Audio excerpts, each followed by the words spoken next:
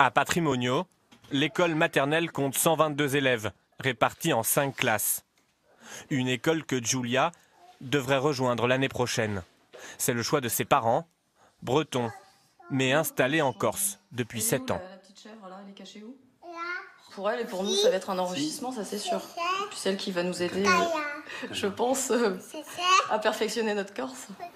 Le corse, ses parents l'apprennent déjà un soir par semaine. Ce soir-là, on travaille l'accent et la prononciation. Et tout au marché. Au marché. C'est pas au marché. Au marché. Parce que c'est marcello. L'accent tonique, il est bien sur le et.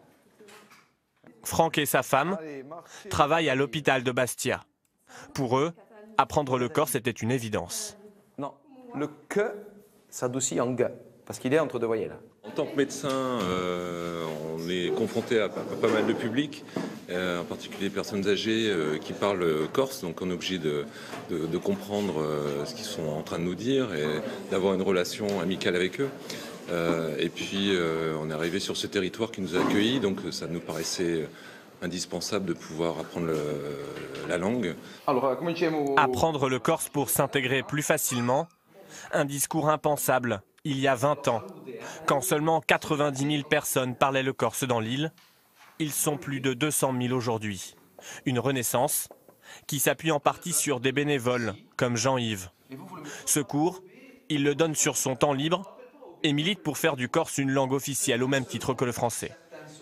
L'objectif, d'ailleurs, chez nous, c'est de retrouver le bilinguisme qu'on a perdu, parce que les générations passées étaient bilingues, et les nouvelles générations, souvent, ne sont plus que monolingues. Souvent, on a des enfants qui ne parlent plus le corse, ou pour qui le corse est une langue étrangère, pratiquement.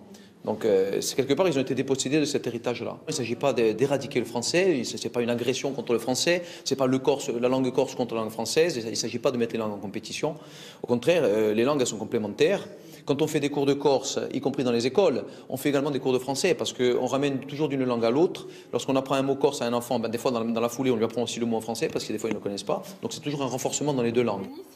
À l'école, en famille ou dans la rue, le corse s'entend aujourd'hui partout. Dans l'administration, en revanche, il faudrait qu'il soit reconnu langue officielle pour y faire son apparition.